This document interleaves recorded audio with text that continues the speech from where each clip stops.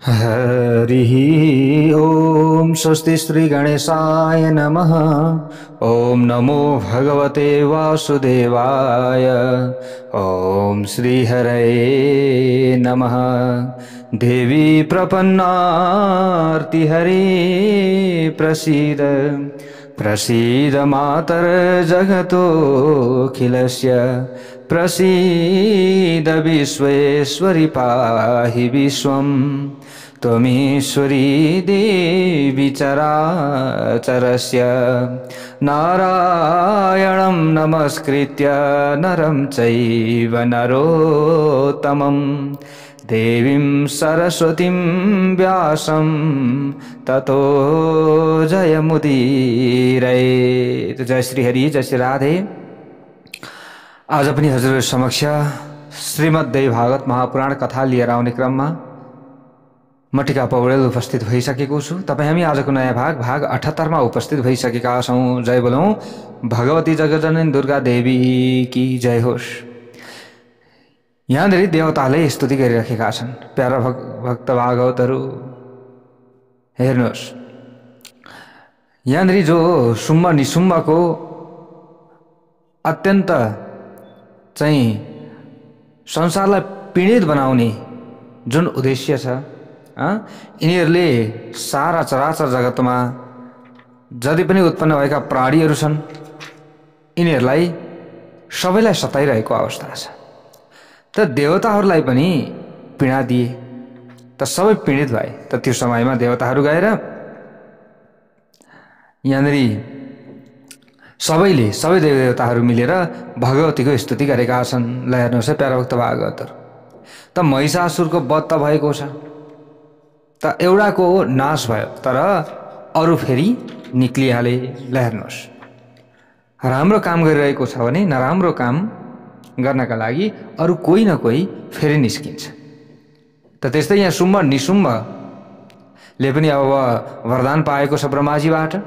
यिनीहरूले पाएका छन् वरदान, त कुनै पनि पुरुष जातिबाट मृत्यु नहोस् भनेर यिनीहरूले वरदान पाएका थिए। त देवताहरूले भगवतीको स्तुति गरेका छन्। वेदव्यासजी भन्नुहुन्छ जन्मेजयलाई, एवं स्तुता तदा देवी दैवतैः शत्रुतापितैः स्वशरीरात् परं रूपं प्रादुर्भूतं चकारः। शत्रुद्वारा संतप्त भई हिमालय पर्वतमा गएका देवताहरूद्वारा स्तुति गरिएकी जो भगवती हुनुहुन्छ, भगवतीले आफ्नो शरीरबाट कौशिकी नामबाट आफ्नो दोस्रो रूप प्रकट गर्नुभयो। के नामबाट? कौशिकी नामबाट। त भगवती पर्वत पुत्री पार्वतीको शरीरबाट प्रकट भएकी जगदम्बालाई संसारमा सबैले कौशिकी भगवती भनी कीर्तन गर्दछन्। यसरी बताइएको छ। कौशिकी भगवती प्रकट हुनु भएपछि भगवती पार्वतीले आफ्नो शरीरको रूप रङ्गमा परिवर्तन नल्याई कालो वर्णले सुहाउनु भयो। त्यस पछाडि उहाँ संसारमा कालिकाको नामबाट चर्चित हुनुभयो। मसी चाहिँ कालो रङ भएकी डरलाग्दी र दैत्यहरूको भय बढाउनु हुने भगवती कालिका आराधकहरूका सबै मनोरथ पुर्याउनु हुने कालरात्रिका नामबाट पनि सम्बोधन गरिनुभयो। यसरी बताइएको छ, कालरात्रि इति सा प्रोक्ता सर्वकामफलप्रदा। कालिकाको आविर्भावपछि भगवती जगदम्बा भुवनेश्वरीको हृदय हारी रूप शोभायमान भयो। त्यो समयमा त्यो स्वरूप सर्वालङ्कारद्वारा सबलङ्कृत र सौन्दर्यको धाम भनेर सुहाइएको थियो। त्यस पछाडि जगदम्बा भुवनेश्वरीले मुस्कान छर्दै देवताहरूलाई भन्नुभयो, हे देवताहरू, तपाईँहरू निर्भय भइरहनुहोस्। मैले यही तपाईँहरूका शत्रुहरूको संहार गर्नेछु। मैले तपाईँहरूको कार्य सर्वात्मना सम्पन्न गर्नुपर्नेछ। त्यसैले म युद्धको मैदानमा युद्ध लीला गर्नेछु। त्यस बेला तपाईँहरूको मुखका अगाडि जति पनि शत्रुहरू हुन्छन् उनीहरूको नाश त हुनेछ, तपाईँहरूको सुख पनि हुन्छ, यानि कि तपाईँहरूलाई सुख पनि हुन्छ। निशुम्भ आदि दानवहरूलाई म मारिदिनेछु। देवताहरूलाई मधुर वचनले सान्त्वना दिनुभयो र दिएर सिंहमा सवार हुनुभएकी युद्धको मदमा एकदम युद्धका मतका कारणले भीषण देखिनुहुने भगवती अम्बिका भगवती कालिकालाई आफ्नी पार्श्ववर्तिनी बनाएर शुम्भ नामक शत्रुको सहरमा जानुभयो। त कालिका सहित भगवती अम्बिका दानवराज सुम्मको बगैँचामा पुगेर उभिनुभयो। त्यसबेला उहाँले जगतलाई मुग्ध तुल्याउने र शिष्ट पुरुषहरूलाई पनि आफ्नो मिठासद्वारा मोहित गराउने किसिमबाट मिठो गाना गाउनुभयो। त्यो समयमा सबैलाई मोहित बनाउनका लागि गाउनु। त भगवतीका मुखारविन्दबाट प्रकट भएको त्यो मधुर गाना सुनेर चराचुरुङ्गी मृग आदि जनावर पनि मुग्ध भए। आकाशमा रहेर भगवतीको लीला दर्शन गरिरहेका देवताहरू परम आनन्दमा मग्न भए। त्यसबेला आफू खुसी चारैतिर भ्रमण गर्दै र रमाउँदै सुम्बाका सेवक चण्ड एवं मुण्ड नामक डरलाग्दा दुई दानव त्यहाँ आइपुगे। तिनीहरूले दिव्य स्वरूप भएकी र मधुर गायन गरिरहेकी भगवती जो भुवनेश्वरी हुनुहुन्छ, भुवनेश्वरी र उहाँको अगाडि रहेकी कालिकालाई देखे। त्यो समयमा ल हेर्नुहोस् है, हे राजा जन्मेजय, दिव्य रूप भएकी भगवती भुवनेश्वरीलाई देखेर ती दुवै दानव आश्चर्यचकित भए र छिटै दिव्य दर्शना युवतीको आगमनबारे सूचना गर्न शुम्भको समीपमा गए। ती दुवै दानवले दैत्यराज शुम्भको दरबारमा गएर सिंहासनमा बसेको शुम्भलाई शिर झुकाएर प्रणाम गरी विनम्र एवं मधुर वचन उच्चारण गर्दै निवेदन गरे, हे महाराज, हिमालय पर्वतबाट कामदेवलाई पनि अत्यन्त मोहित तुल्याउने सबै उत्तम लक्षणले सुहाइएकी सुन्दरी युवती सिंहमाथि सवार भई यहाँ आएकी छन्। यति विधि राम्ररी युवती हामीले देवलोकमा पनि देखेका छैनौँ। यसरी भने गन्धर्व नगरमा पनि यस्तै सुन्दरी देखिएको छैन, पृथ्वीमा पनि कहीँ यस्तै उत्तम राम्री र वैंशकी सुन्दरी देखिएको छैन र सुनिएको पनि छैन। हे महाराज, ती सुन्दरीले श्रोताजनलाई भरपूर मनोरञ्जन प्रदान गर्ने मिठो गाना गाइरहेकी छन्। तिनको मिठो स्वरले मोहित भएका मृग तिनकै नजिकमा झुम्मिएर रहेका छन्। हे महाराज, यी कसरी छोरी हुन् अथवा यी कसकी छोरी हुन्?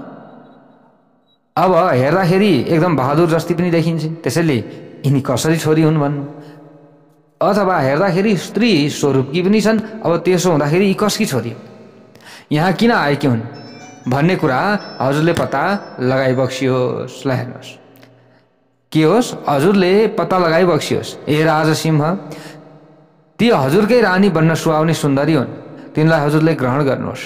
हे महाराज, ती सुन्दरीको विषयमा सबै कुरा बुझेर हजुरले तिनलाई दरबारमा भित्र्याउनुहोस् र कल्याणमय दृष्टि भएकी ती सुन्दरीलाई रानी बनाउनुहोस्। निश्चय पनि यस विशाल संसारमा यस्तै सुन्दरी कहीँ पनि छैनन्। यसरी यहाँनिर बताइएको छ। अब यहाँनिर यसरी भने त शुम्भ निशुम्भका छेउमा गएर नि त आफ्ना दूतहरूले अथवा आफ्ना सहयोगीहरूले अझै भन्दैछन्, हे महाराज, हजुरले देवताहरूका सबै रत्न ग्रहण गर्नुभएको छ। हे महाराज, ती हजुरद्वारा भोग गर्न योग्य रत्नमय सुन्दरीलाई किन ग्रहण गर्नुहुन्न? हे महाराज, हजुरले इन्द्रको श्री सम्पन्न ऐरावत हात्ती, पारिजात वृक्ष र उच्च श्रवा घोडा जस्ता उत्तम विषय बल जो ती उत्तम कुराहरू छन्, यिनीहरूलाई बल प्रयोग गरेर भित्र्याउनु भएको छ। हे महाराज, हजुरले ब्रह्माजीको हंस ध्वज रत्न भूत अद्भुत विमान पनि आफ्नो बनाउनु भएको छ, अथवा त्यसलाई पनि बल प्रयोग गरी आफ्नो अधीनमा ल्याउनु भएको छ। हे महाराज, हजुरले कुबेरको पद्म नामक निधिलाई अपहरण गर्नुभएको छ। हजुरले वरुणको सेतो छत्रलाई बलपूर्वक आफ्नो बनाउनु भएको छ।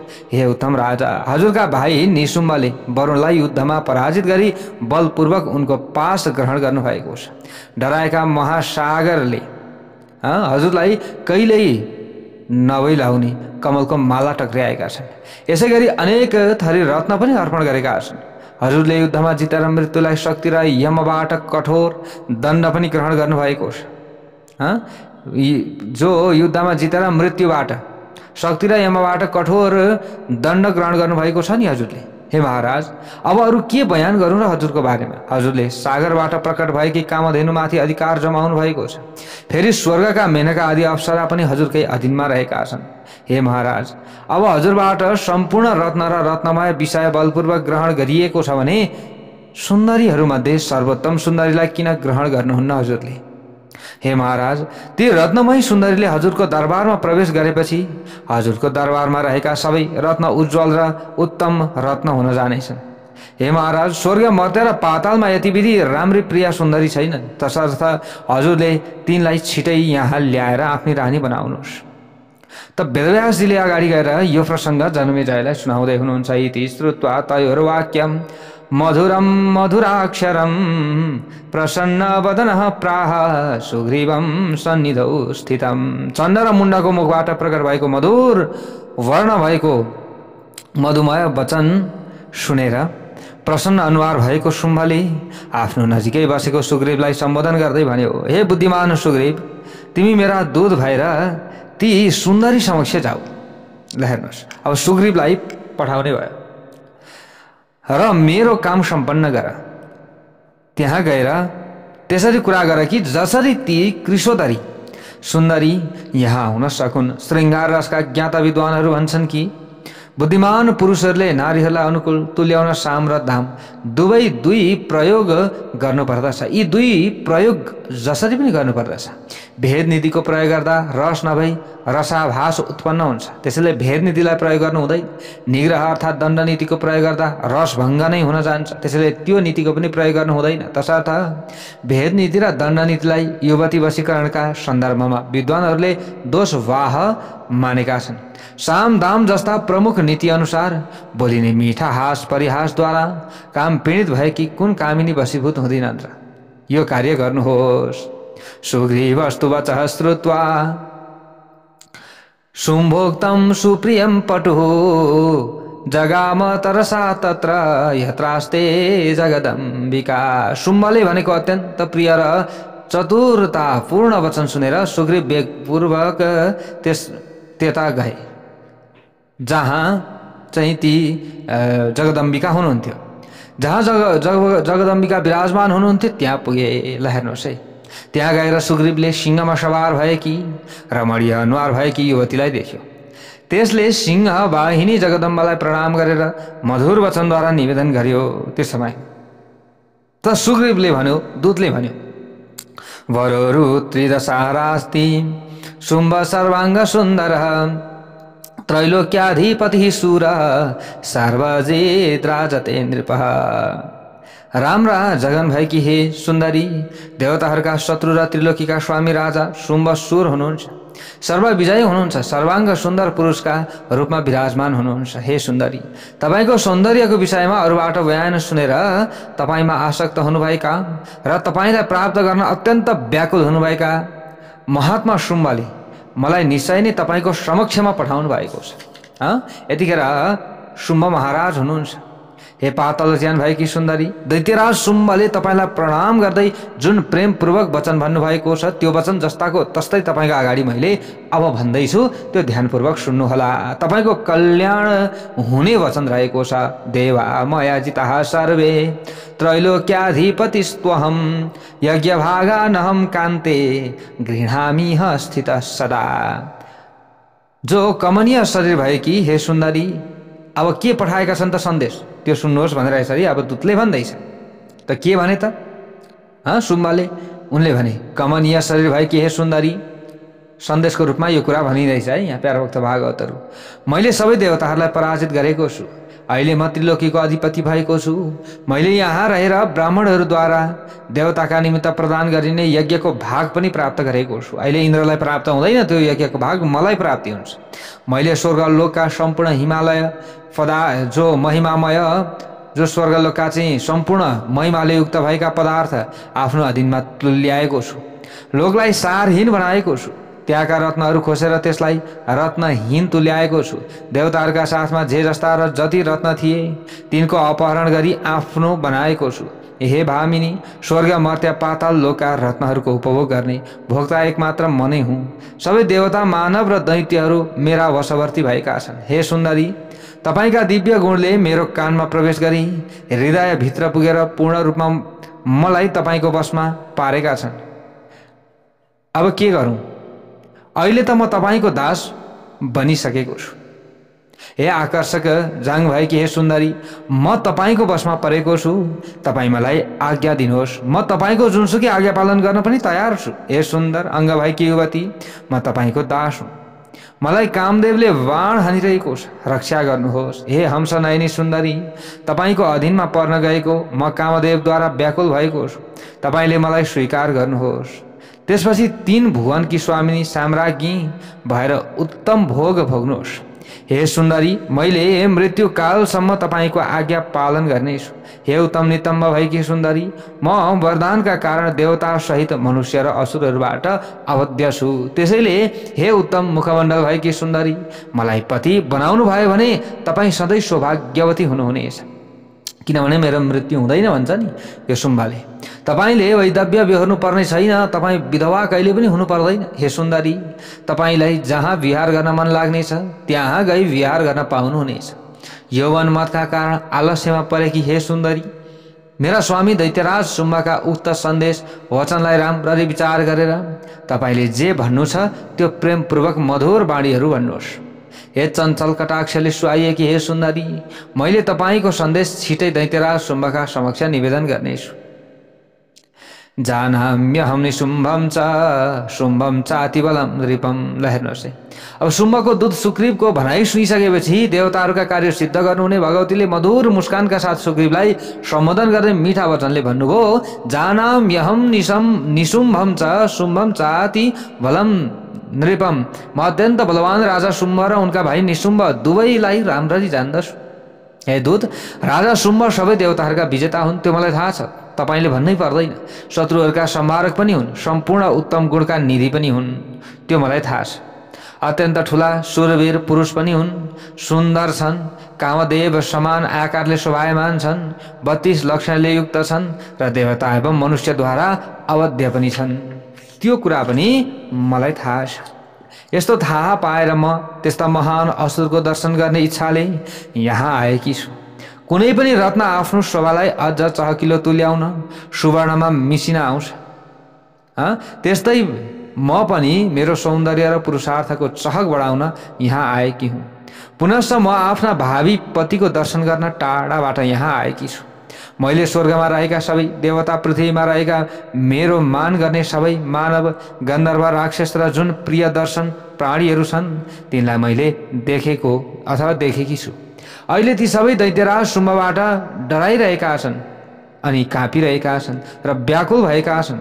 राजा शुम्भका गुणले राजा शुम्भको गुणको बयान सुनेर आज म उहाँको दर्शन गर्ने इच्छाले यहाँ आइपुगेकी छु।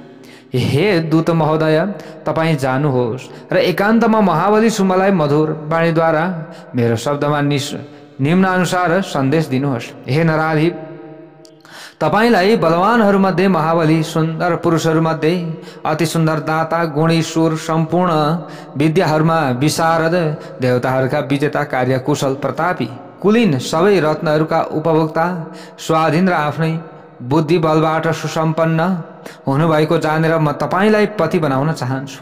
वास्तवमा म तपाईकै लायक छु। वास्तवमा म तपाईकै लायक छु। हे महाबुद्धिमान दैत्यराज, म आज आफै इच्छाले तपाईको नगरमा आइपुगेको छु। राक्षसहरूमा उत्तम हे शुम्भ, मैले विवाह गर्दा केही शर्त राखेकी छु। हे राजन, पहिले मैले बालक कालमा आफ्ना सङ्गिनीहरूसँग खेल्दा बाल स्वभावमा आफ्नो शारीरिक शक्तिमा घमण्ड गरी ती सङ्गिनीहरूका सामु मैले मनमा केही प्रतिज्ञा गरेकी थिएँ। तदनुसार म समान पराक्रमी जुन वीरले युद्धमा मलाई परास्त गर्नेछ त्यस बलवानको राम्ररी परीक्षा गरी मैले त्यसलाई वरको रूपमा वर्ण गर्नेछु। मेरो यस्तो प्रतिज्ञा सुनेर मेरा सङ्गिनीहरू अचम्म मान्दै ठुलो स्वरले हाँसेका थिए। उनीहरू भन्दै थिए, यी सङ्गिनीले हतारिएर कति डरलाग्दो र अद्भुत प्रतिज्ञा गरिन्। त्यसैले हे दैत्यराज, तपाईले पनि मेरो पराक्रम थाहा पाई यहाँकै युद्धको मैदानमा आफ्नो शक्तिद्वारा मलाई परास्त गर्नुहोस्। यहाँ आएर के गर्नुहोस्? युद्धमा परास्त गर्नुहोस्, आफ्नो मनोरथ सफल तुल्याउनुहोस्। हे सुन्दर पुरुष, तपाईँ अथवा तपाईँका इच्छा अनुसार जस्तो रूप धारण गर्नुहुन्छ अथवा तपाईँका जुन भाइ छन् शुम्भ, जो भए पनि युद्धको मैदानमा आई युद्ध गरेर मलाई जित्नुहोस् र मलाई जितेर मात्र के गर्न सक्नुहुनेछ? तपाईँले मसँग विवाह गर्न सक्नुहुनेछ। ल यस्तो सन्देश दिनुभयो भगवतीले। देव्यास तद्वचनं श्रुत्वा सदूतः प्राह विस्मितः किं ब्रूसे रुचिरापाङ्गी स्त्री स्वभावाधिसाः साहसात्। अगाडि महिषासुरले पनि यस्तै कुरा गर्थे नि, त यहाँ शुम्भ निशुम्भका बारेमा पनि यस्तै झन्डै मिल्दोजुल्दो कथा प्रसङ्ग छ। ल हेर्नुहोस् है, तब भगवती अम्बिकाद्वारा शुम्भका लागि भनिएको सन्देश सुनेर दूत सुग्रीव चकित भयो र त्यसले भगवतीलाई सम्बोधन गर्दै भन्यो, त्यो समयमा सुन्दर कटाक्ष भएकी हे युवती, तपाईँ स्त्री स्वभावका कारण साहस अँगालेर के बोल्दै हुनुहुन्छ? त्यो तपाईँलाई त थाहा छ। यो तपाईँले बोल्न नहुने कुरा बोल्दै हुनुहुन्छ। हे सुन्दरी, हे देवी, जसले इन्द्र आदि देवता र अरू दैत्यलाई पराजित गर्नुभएको छ, उहाँ दैत्य राज शुम्भलाई कसरी जित्न सक्नुहुन्छ? त्रिलोकीमा त्यस्तो कुनै पुरुष छैन जसले युद्धमा राजा शुम्भलाई पराजित गर्न सकोस्। कमल पत्र समान सुन्दर नयन भएकी हे सुन्दरी, यस बेला तपाईँ कुन त्यस्ती समर्थ नारी हुनुहुन्छ जसले शुम्भलाई युद्धमा जित्न सक्नुहुन्छ? हे सुन्दरी, विचार नगरिकन कुनै कुरा बोल्नु हुँदैन। विचार गरेर मात्र कुनै पनि कुरा बोल्नु राम्रो हुन्छ। आफ्नो र विरोधीको सामर्थ्यबारे जानकारी लिएपछि मात्र समयअनुसार वक्तव्य दिनुपर्दछ अथवा आफूले वक्तव्य दिनुपर्दछ। त्रिलोकीका अधिपति महाराजा शुम्भ तपाईँको रूप सम्पदाबाट मोहित हुनुभएको छ। राजा शुम्भ तपाईँसँग रानी बन्नका लागि प्रार्थना गर्दै हुनुहुन्छ। प्रिय दर्शन भएकी हे देवी, महाराजा शुम्भको इच्छा पूर्ण तुल्याउनुहोस्। हे देवी, तपाईँले मूर्खको स्वभाव छाडी मेरो वचनलाई मानेर शुम्भ र निशुम्भलाई पतिका रूपमा स्वीकार गर्नुहोस्। म तपाईँलाई हितकारी परामर्श दिइरहेको छु। सबै बुद्धिमान व्यक्तिहरूले परम प्रमोदका साथ श्रृङ्गार रसको अनुभव गर्नुपर्दछ, किनकि 9 रसमध्ये श्रृङ्गार रस सर्वोत्तम मानिएको छ। यो रसको प्रयोग धेरै राम्रो हुन्छ। हे बाला, तपाईँ महाराजा शुम्भका समीपमा आउनुहुन्न भने क्रुद्ध पृथ्वीपति शुम्भले आफ्नो आज्ञाकारी दैत्य सैनिक पठाएर बलपूर्वक समाउन लगाई तपाईँलाई भर्खरै आफ्नो दरबारमा लैजानुहुनेछ। त्यसैले पहिले त राम्रो तरिकाले अगाडि बढेको राम्रो हुन्छ। सुन्दर रङ भएकी हे सुन्दरी, शुम्भद्वारा पठाइएका बलमत्त दानवहरूले निश्चय नै तपाईँको चुल्ठो तानेर वेगपूर्वक तपाईँलाई महाराजा शुम्भका सामु पुर्याउनेछन्। भोलिका दिनमा त्वम नैष्यन्ति बामोहरू तरसा शुम्भ सन्निधौ। त्यसैले बरु आफैले जान्नुहोस्, आफूले बुझ्नुहोस्। स्वलज्जाम रक्ष तन वङ्गिम। हे सुन्दरी, तपाईँले आफ्नो लाज राख्नुहोस्। यो गर्नु तपाईँका लागि राम्रो हुन्छ, तपाईँको पनि मान हुन्छ। भोलिका दिनमा तपाईँले पूर्णतया दुस्साहस छाडिदिनुहोस्। तपाईँ सम्मानित भई महाराजा शुम्भको समीपमा जानुहोस्, किनकि तपाईँ सम्मान पात्र हुनुहुन्छ। तीखा बाणद्वारा गरिने युद्ध कहाँ अनि रतिक्रियाबाट पाइने सर्वोच्च आनन्द कहाँ? यसको तुलना हुन सक्दैन। यी दुई कुराको तुलना हुन निकै गाह्रो छ। सार के हो र असार के हो भन्ने कुरा राम्ररी विचार गरेर मैले यो हितकारी वचन पालन गर्नुहोस् भनेर भन्दैछु। मैले यो कुरा तपाईँलाई त्यसै कारणले भनेको हो जुन कारणले तपाईँलाई सुख हुन्छ। त्यसैले गर्दा तपाईँले शुम्भ अथवा निशुम्भलाई पतिको रूपमा स्वीकार गर्नु नै तपाईँका लागि भलाइ हुन्छ।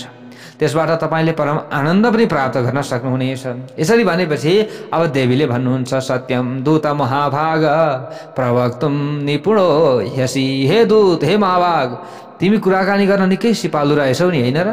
निकै सिपालु छौ। शुम्भ र निशुम्भ निश्चय नै अत्यन्तै बलवान छन् भन्ने मैले जानेकी छु, त्यो मलाई थाहा छ। तर मैले बाल्य अवस्थामा नै जुन प्रतिज्ञा गरेँ नि, त्यो कसरी विपरीत हुन सक्दछ? त्यसकारण तिमीले यहाँबाट गएर निशुम्भ बलशाली शुम्भलाई मेरो यो सन्देश भनिदेऊ। यो मेरो सन्देश भन, जाऊ। युद्ध नगरिकन कुनै पनि पुरुष मेरो पति हुन सक्दैन। मैले यो प्रतिज्ञा लिएको छु, यही कुरा गएर सुनाइदेऊ। शुम्भ अथवा निशुम्भले बलद्वारा मलाई अहिले परास्त गरेर मेरो हात समातुन् अनि मात्र म विवाह गर्न तयार छु। हे राजन, अब यहाँ वेदव्यासजी भन्नुहुन्छ, यहाँनिर जन्मेजयलाई यो सारा कथाहरू श्रवण गराउँदै हुनुहुन्छ। त भगवतीले भन्नुभयो, तिमीले मलाई युद्ध गर्ने इच्छाले यहाँ आए कि अबला भनेर जान। यदि तिमी समर्थ छौ भने आऊ न त युद्ध गर्न। वीर धर्मको पालना गर, यो पनि एउटा धर्म हो। यदि तिमी मेरो त्रिशूलबाट डराएका हो भने स्वर्ग पृथ्वी छाडी छिटै पातालतर्फ तिमी लाग। हे दूत, मेरो सन्देश तिमीले अविलम्ब गई आफ्नो राजालाई सुनाऊ। त भगवतीले भनिदिनु भयो सुग्रीवलाई, ल हेर्नुहोस् है, दूतलाई, तिम्रो राजाले विचार गरेर जुन कुरा उचित लाग्दछ त्यही गर्नेछन्। संसारमा दूतको धर्म शत्रु राजा र आफ्नो राजा समक्ष समान रूपमा सत्य वचन बोल्नु हो। त्यसैले तिमीले सत्य वचन बोल गएर। हे दूत धर्मका ज्ञाता सुग्रीव, तिमीले त्यस्तै व्यवहार गर, अवेर नगर, जाऊ। यहाँ मैले जे बताएको छु त्यो कुरा बताऊ भनेर यसरी देवीले भन्नुभयो। अथ तद्वचनं श्रुत्वा नियति मद बल संयुतम। त्यो दूत भगवतीको हेतुपूर्ण र ओजस्वी वचन जब सुन्यो नि दूतले, त त्यो वचन सुनिसकेपछि चकित भएर राजाको समीपमा गयो। त्यहाँ गएर मैले के भन्ने र के नभन्ने भनी बारम्बार गम्भीर विचार गरेर विनम्र भई पाउमा प्रणाम गरी राजा शुम्भका सामु विनम्र रूपले राजनीतिपूर्ण प्यारो वचन भन्न लाग्यो। ल हेर्नुहोस् है, त दूतले भन्यो गएर अब के भन्छ त, सत्यम प्रियम च वक्तव्यम तेन चिन्ता परो ह्यहम। हे महाराज, साँचो र प्यारो वचन बोल्नु पर्दछ भन्ने नीतिलाई विचार गर्दा म चिन्तामा परेको छु, किनकि जुन सत्य हुन्छ त्यो प्यारो पनि हुन्छ भन्ने कुरा वास्तवमा दुर्लभ छ। अप्रिय वचन बोल्ने दूतमाथि राजा सर्वथा रिसाउँछन्। ती सुन्दरी अबला सोझै कहाँबाट आएकी हुन्, कसरी छोरी हुन्, कसकी छोरी हुन्, कति शक्तिमती छन् भन्ने कुरा मैले केही पनि जान्न सकिनँ। यस्तो स्थितिमा म उनको विषयमा के निवेदन गरौँ? मैले त ती सुन्दरीलाई युद्ध गर्न चाहने घमण्डी र तितो पिरो बोल्ने स्त्रीका रूपमा मैले देखेको छु। उसलाई त मैले यस्तो रूपमा पो देखेँ भनेर गएर आफूले अब आफ्नो राजा समक्ष भन्न लागे। हे महामती, ती सुन्दरीले जुन कुरा मसँग गरिन् त्यो कुरा मबाट अब सुन्नुहोस्। उनको भनाइ यस्तो प्रकारको रहेको छ। मैले पहिले बाल्य अवस्थामा आफ्ना सङ्गिनीहरूसँग विनोदका कुरामा अब ख्याल ठट्टा गर्दा गर्दै निश्चय नै विवाहको विषयमा प्रतिज्ञा गरेकी थिएँ कि जसले मलाई युद्धमा पराजित गर्नेछ, जसले मेरो बलाभिमानलाई चूर्ण बनाउनेछ, मैले त्यस जो म समान बल भएको पुरुषलाई निश्चय नै पतिको रूपमा वर्ण गर्नेछु, होइन भने मैले वर्ण गर्ने छैन। हे राजन, मेरो यस प्रतिज्ञालाई व्यर्थ बनाउनु हुँदैन तपाईँले भनेर यसरी भगवतीले भनिदिनु भएको छ। हे राजन भनेर गएर सुग्रीवले अब शुम्भको अगाडि बताउँदैछ। अब हे प्रतिज्ञा धर्मका ज्ञाता दानवराज, त्यसैले तिमीले मसँग युद्ध गर भनेर देवीले भन्नुभएको छ।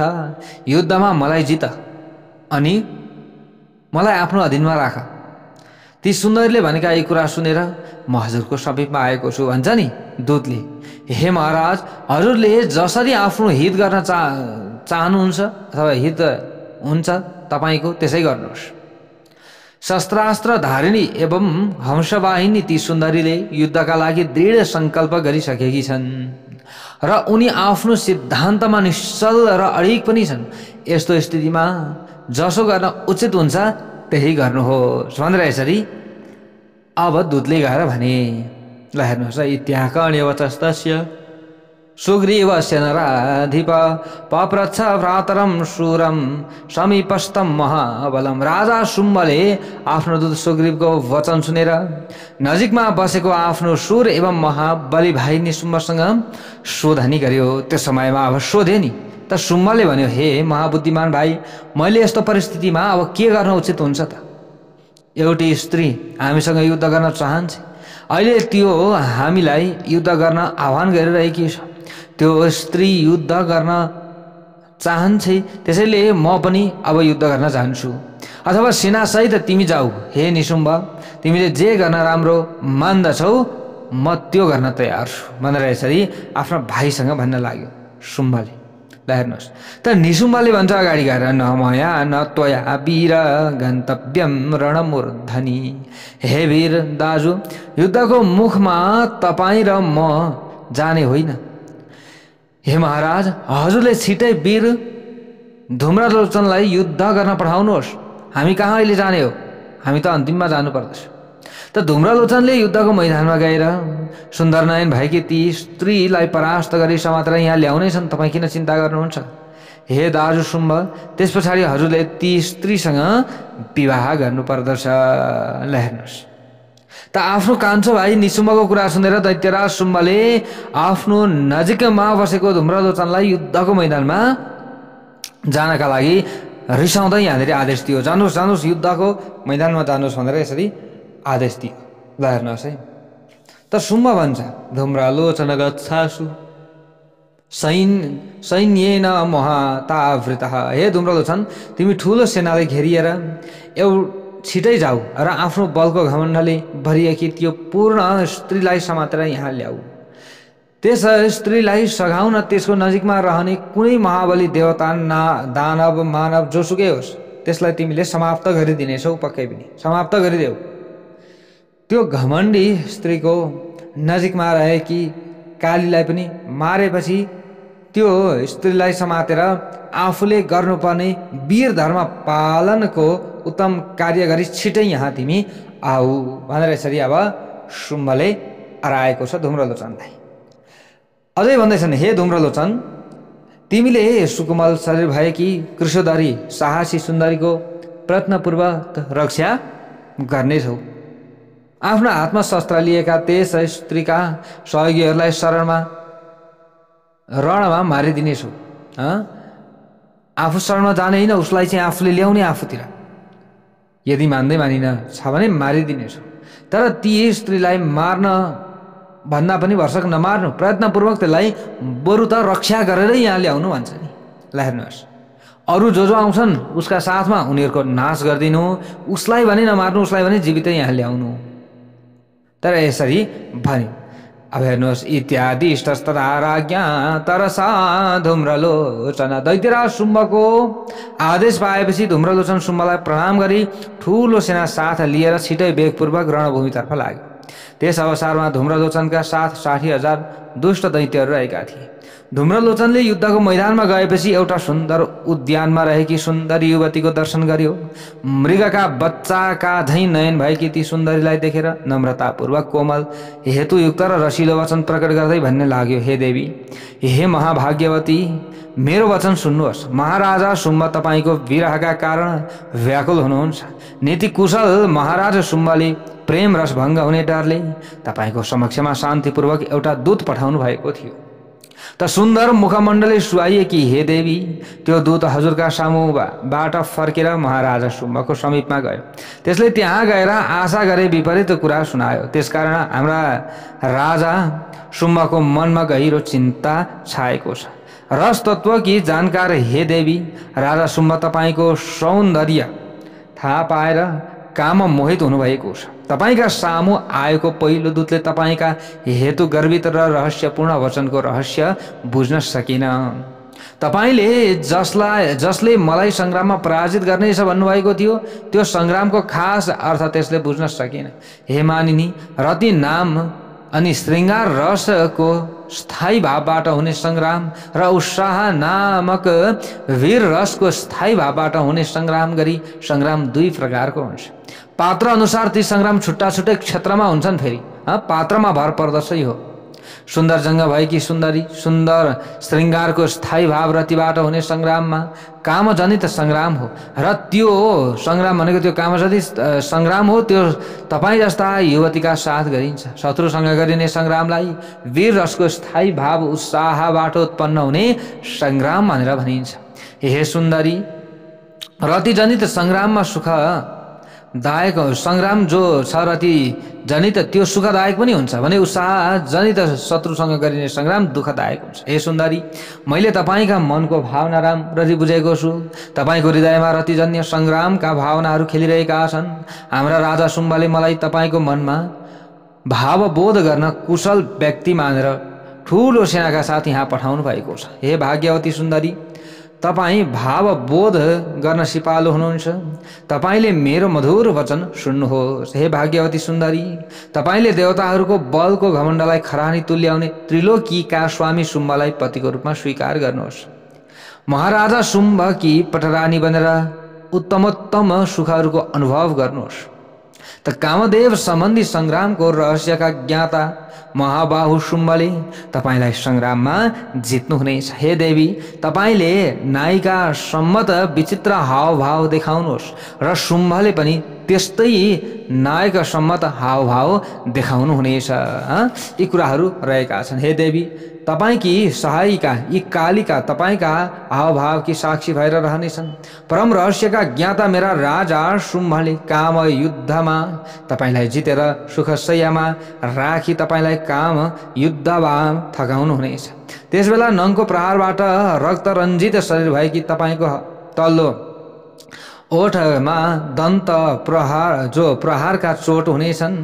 हाम्रा राजा शुम्भले काम युद्धमा तपाईलाई पसिना तपाईलाई चाहिँ एकदम गलाउनु हुनेछ। तपाईका अङ्ग प्रत्यङ्गको मर्दन गर्नुहुनेछ। तपाईको रति सङ्ग्रामको मनरथ पूर्ण हुनेछ। हे प्रियदर्शिनी, दर्शन पाउन साथ राजा शुम्भ पूर्ण रूपमा तपाईको वशमा पर्नुहुनेछ। त्यसैले तपाईले मेरो हितकारी र मधुर वचन मान्नुहोस्। हे देवी, तपाई माननीयहरूकी पनि माननीय हुनुहुन्छ। जुन मानिस शस्त्र अस्त्रको प्रयोग गर्न रुचाउँछन् ती वास्तवमा अभागी हुन्। तपाईका अगाडि त्यो शस्त्र अस्त्र प्रयोग गरिरहन पर्छ त? रति क्रीडामा आसक्ति रहनुहुने हे सुन्दरी, तपाई शस्त्र युद्ध गर्न योग्य हुनुहुन्न। तपाईले शुम्भ राजालाई पाउको प्रहारबाट प्रफुल्लित हुने अशोक वृक्ष सरह प्रफुल्लित र शोक रहित तुल्याउनुहोस्।